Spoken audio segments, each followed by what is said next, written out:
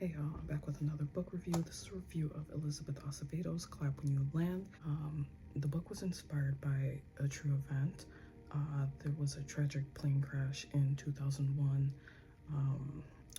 heading from New York to Dominican Republic, where 250 Dominican lives were lost during that time. And this happened after 2 months after the 9/11 attacks, so people thought it was along the same lines of that, but this was a completely different event, probably just something with a mechanical failure or something like that. But this book was inspired by that particular event to keep, and it keeps the memory of those individuals, in our consciousness. So Clap When You Land is a young adult fiction. It handles heavy themes like SA, death, classism, colorism, grief, LGBT issues.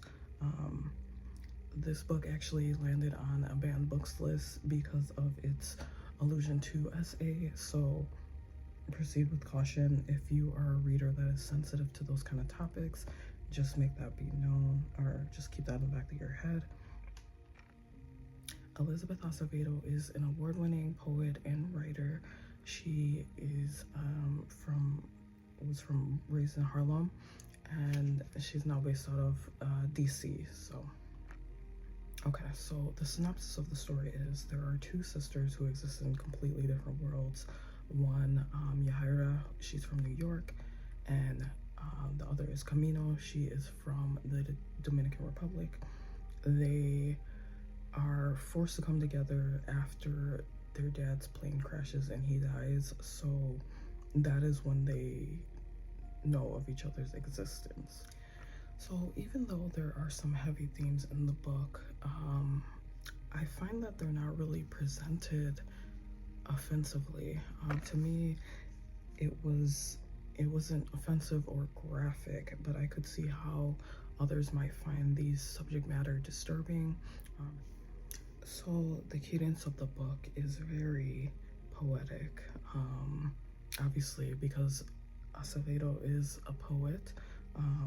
That would make sense, but it's very fluid, like Dominican Spanish itself.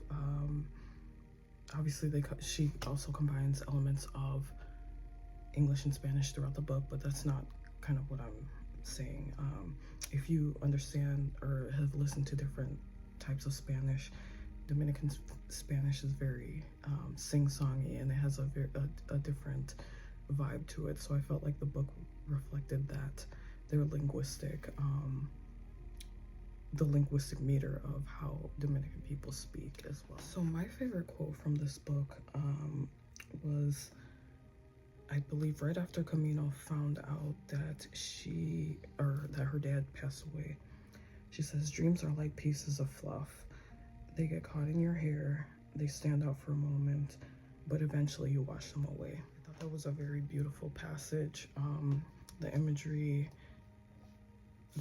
like you can feel her pain through that imagery of her seeing her future kind of fade. I feel like the ending was really abrupt. However, I did give this book a 4.5 because it reminded me of kind of the Black Cake, the same kind of feel, kind of the family drama issues, the Caribbean background of it. But I like reading about others' cultures, and I liked learning about the backstory as well. I just think with the subject matter, things are a little bit more nuanced, and I don't know, it just felt too neatly wrapped up for me. I don't know if I wanted more drama, but I don't know. I don't think so. But so this is a very good read. I would say I would recommend it for sure. Go out and get the book. It's good for adults. It's good for young adults. Elizabeth Acevedo is a very good writer, so go out and read some of her. Support women of color writers. So I will catch you all on the next one. Peace, one love, bye.